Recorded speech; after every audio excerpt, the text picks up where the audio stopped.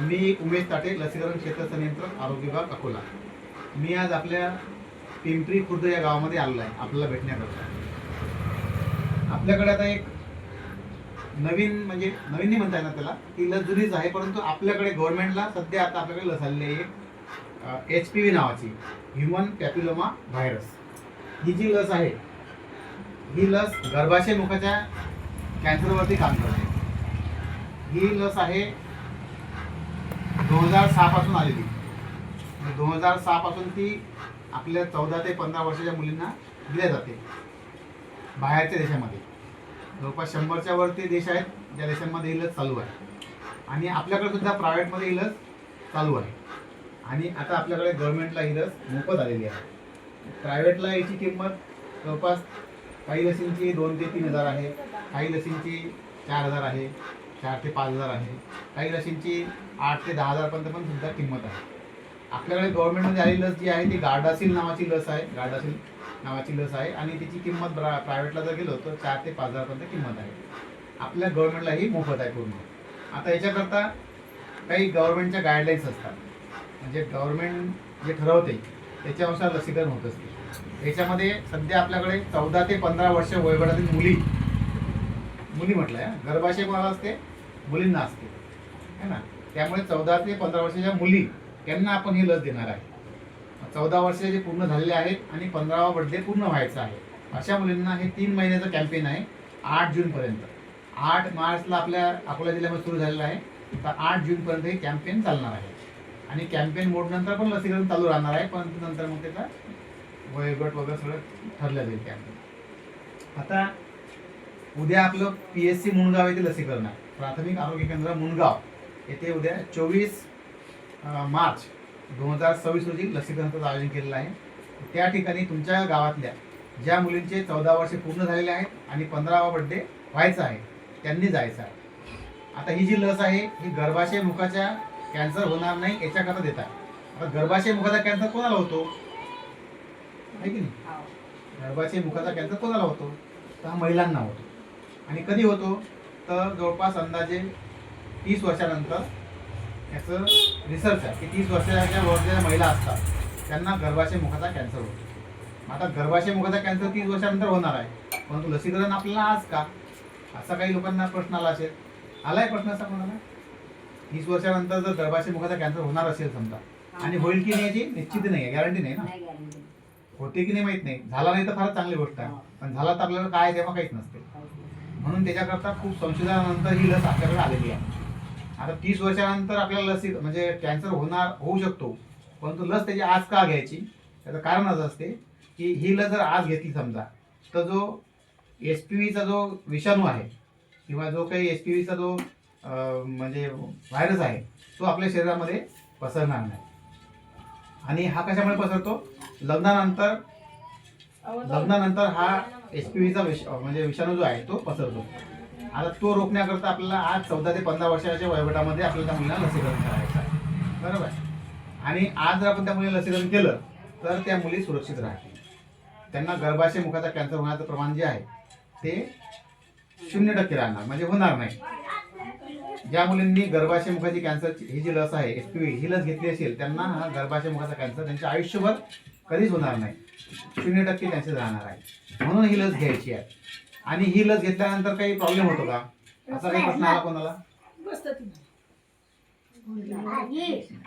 कारण कसं आहे, आता तुमच्या ह्या सगळ्या ज्या मुली आहेत त्या तुम्ही या मुलींना याच उपकेंद्रामध्ये लसीकरण केलं असेल जेव्हा लहान होते तेव्हा, आहे ना.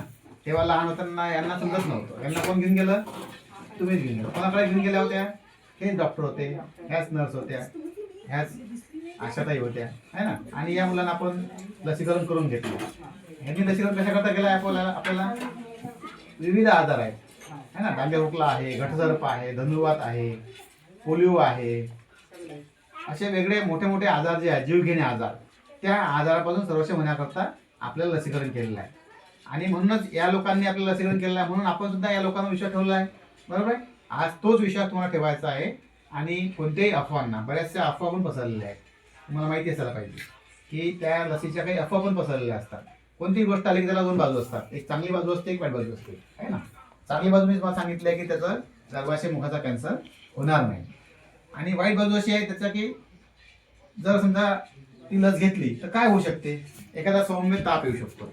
तुम्ही तुमच्या मुलींना लसीकरण केलेलं आहे तेव्हा लसीकरण केल्यानंतर काय झालं होतं, हलका ताप आला होता है ना. एकदम कसं दवाखान्यात भरती करायचं काम नाही पडलं आपल्याला, किंवा त्याला दवाखान्यात भरती करून त्याला ट्रीटमेंट करायचं काम नाही पडलं. हलका ताप असतो, हलका ताप येतो, सौम्य ताप येतो आणि तो एका गोळीने कमी होऊन जातो. कोणती गोळी असते, पॅरासिटामॉलची है ना. ताप आल्यानंतर ती गोळी घेतो.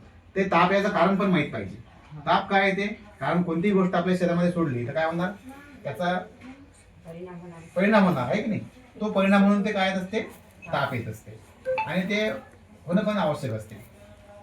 आता ही जी लस आहे याचा ताप पण जास्त म्हणजे फार कमी प्रमाणात येतो, म्हणजे माहीत पण पडत नाही. ताप आला की नाही माहीत पडत नाही आणि लसीची वेदना पण जास्त होत नाही. आणि ही जी लस आहे ही लस घेतल्यानंतर जर कोणाच्या परीक्षा असतील त्या परीक्षेमध्ये सुद्धा त्या परीक्षा देऊ शकतात, कारण त्यांचं परीक्षा काही बुडणार नाही, कारण त्याची तापच येणार नाही, भरती करायचं काम पडणार नाही, कुठं काहीच नाही है ना. त्याच्यानंतर ती लस घेतल्यानंतर आपण काम पण आपण करू शकतो. त्या मुलींना काही काम करायचं असेल घरामधले साधारण धुणी भांडी है ना, जे आपण घरी करायला लावतो त्याच्यावर पण काही परिणाम होणार नाही. दुसरी गोष्ट म्हणजे त्या लसीचा मोठा काही परिणाम नाही आहे. त्या लसी संदर्भात काही लोकांनी अफवा पसरलेल्या आहेत. कोणत्या अफवा पसरलेल्या आहेत माहिती आहे तुम्हाला? प्रेग्नेन्सी प्रॉब्लेम येण्याचा एकदम बरोबर आहे. Pregnancy लक्ष आहे त्यांचं. पोरीच्याच कानावरून ऐकलं. एकदम बरोबर आहे. कोण्या मुलीने ऐकले, व्हिडिओ ऐकले, व्हिडिओ द्वारे माहित पडलं मला. चांगले व्हिडिओ भेटले का कोणाला की यापासून काही होत नाही म्हणून? नाही भेटले. या लोकांना सांगतो मी यांना टाकायला आहे ना. तो एक व्हिडिओ आहे, या व्हिडिओमधून कळतं की तो व्यक्ती सांगतो की हे बघा हे डॉक्टर बोलतात, आणि डॉक्टर काय बोलतात कोणाला समजलं का? हे डॉक्टर काय बोलतात ते डॉक्टर इंग्रजीमध्ये बोलतात. तुम्हाला इंग्रजी माहिती आहे का? इंग्लिशमध्ये बोलतात ना. हा, काय बोलले इंग्लिशमध्ये ते समजत नाही काही. समजत नाही काय, पण आपण कसा विश्वास ठेवला? मला म्हणतात आंधळा विश्वास. समोरचा व्यक्ती काय बोलून राहिला माहित नाहीये. मी काय बोलून राहिलो तुमच्या, मराठी बोलून राहिलो. मी ओळखीचा आहे तुमच्या? हे डॉक्टर ओळखीचे आहे, हे मॅडम ओळखीचे आहे, हे ओळखीचे आहेत, आशाताई ओळखीचे आहेत, सगळे ओळखीचे आहेत. म्हणजे तुमच्या ओळखीचे लोक जास्त आहेत त्या ठिकाणी. जो व्हिडिओ तुम्ही ऐकलेला आहे तो व्यक्ती तुमच्या ओळखीचा आहे, कुठचा आहे माहिती आहे, त्याचा जन्म कधी झाला माहिती आहे, त्याचं लग्न झालं माहिती आहे, त्याला मुलगी आहे का माहिती आहे, काहीच माहित नाही आपल्याला. आणि जो समोरचा जो बोलतो तो इंग्रजीमध्ये बोलतो, तो लगेच सांगतो की हे बघा हे काय बोलतात, ते काय बोलतात काहीच माहित नाही. त्यांनी सांगितलं आहे की ही लस घेतली आज तर त्या महिलांना म्हणजे भविष्यामध्ये मुलं होणार नाही आहेत.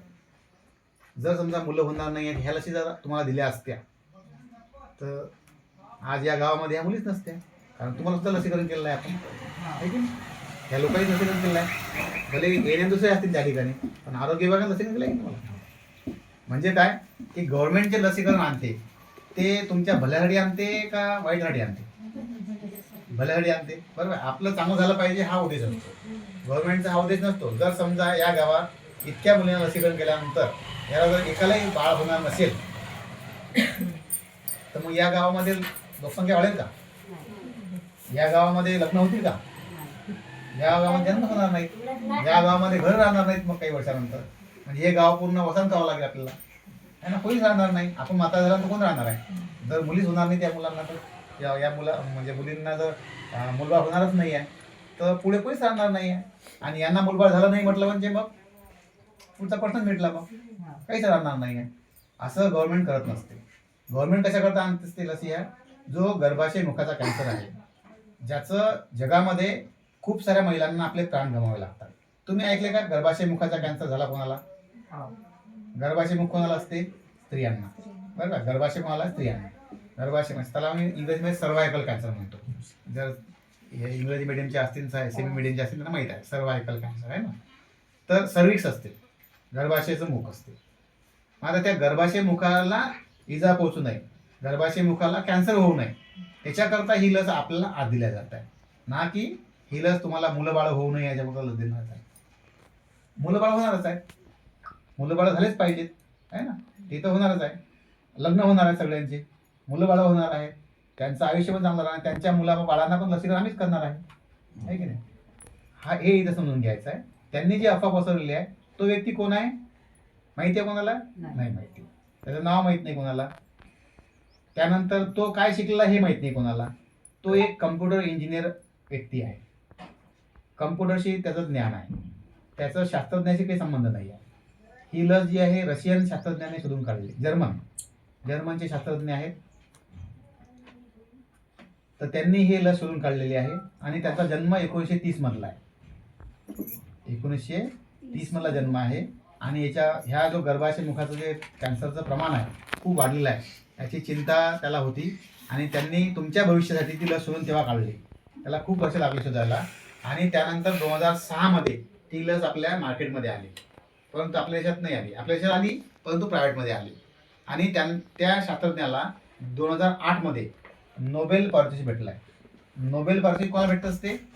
जे उत्कृष्ट काम करतात सायन्समध्ये, है ना, रिसर्चमध्ये काम करतात त्यांना भेटते. आपल्या गावातल्या कोणाला भेटलं आहे का? नोबेल पारितोषिक कोणाला भेटलेलं नाही, ते त्याला भेटलेलं आहे. आणि जो व्यक्ती तुम्हाला जे गाईड सांगितलं आहे, मिसगाईड केलं आहे आपल्या लोकांना, की हा सांगतोय की हे लस घेतल्यानंतर त्यांना मुलबाळ होणार नाही आहे, त्याला काही भेटलं आहे का प्रमाणपत्र वगैरे काही?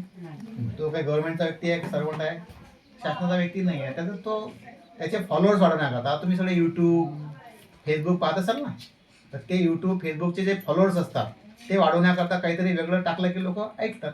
आणि एक दुसरी गोष्ट अशी असते की चांगली गोष्ट पसरायला वेळ लागते, बरोबर आहे. समजा आता तुमच्या घरी जर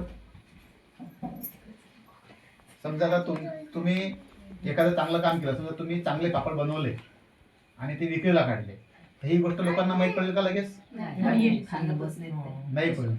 पण समजा तुमच्या घरामध्ये एखादी वाईट घटना घडली, म्हणजे चुकीनं काहीतरी झालं, समजा तुमच्या घरामध्ये पापड बनवले आणि त्या पापडामध्ये लोकांनी खाल्लं आणि त्यांना समजा काही विषबाधा झाली, तर काय होईल? लोकांना माहीत होईल. समजा आता ही 10वी पास झाली, तर लोकांना माहीत होईल का? पण ही जर 10वी नापास झाली, त्या गावाला माहिती कोणाची पोरगी आहे ते समजेल लोकांना, अरे त्याची पोरगी नापास झाली. पण पास झाली तर कोणी विचारणार? ते तर दूर सोडून द्या, पण विचारणार पण नाही कोण पास झाला, कसा पास झाला, किती अभ्यास केला, काय अभ्यास केला, असं असते. म्हणजे चांगल्या गोष्टी पसरण्याकरता वेळ लागतो आणि वाईट गोष्टीचं पसरणं खूप सोपं असतं. तर आपल्याला काय करायचं आहे? आपला विचार करायचा आहे की आपल्या फायद्याचं काय आहे, बरोबर. आणि आपण स्वतः काय हुशार आहे की स्वतः आपल्याला काही गोष्टीचं ज्ञान आहे की नाही, आपल्याला समजते की नाही. म्हणजे आपण समजा शेतामध्ये गेलो, शेतामध्ये गेल्यानंतर आपल्याला आज समजा इकडे कांदे जास्त असतात आहे की शेतामध्ये, कांदे पेरलेले असतात, ते आपल्याला कांदे उपळायचे आहेत, कांदे आणायचे घरी. तुम्ही कांदे उपळणार की त्यातला तुम्ही ते गवत पण उपळणार सोबत त्याच्या? कांदे. संभारच उपळणार की गवत उपळणार? समजा तुम्ही निंदायला गेल्या शेतामध्ये खुरपं घेऊन, तर त्यामध्ये पराठा निंदणार, पूर्ण पराठा खाऊन टाकणार की त्याला गवत काढणार? बरोबर. हे समजते की आपल्याला? हे समजते तर आपल्याला हे समजायला पाहिजे किंवा समजून घ्यायचं आहे की आपली ही जी लस आहे ही सुरक्षित लस आहे. गव्हर्नमेंटने लस आणलेली आहे, गव्हर्नमेंटवरती आपला विश्वास आहे. आणि गव्हर्नमेंटवर विश्वास दाखवून हे जे डॉक्टर मंडळी सांगतात, ह्या नर्स सांगतात, ह्या आशाताई सांगतात, तर हे काही चुकीचं नसणार, ते तुमच्या भल्यासाठी असणार. समजा जर असं झालं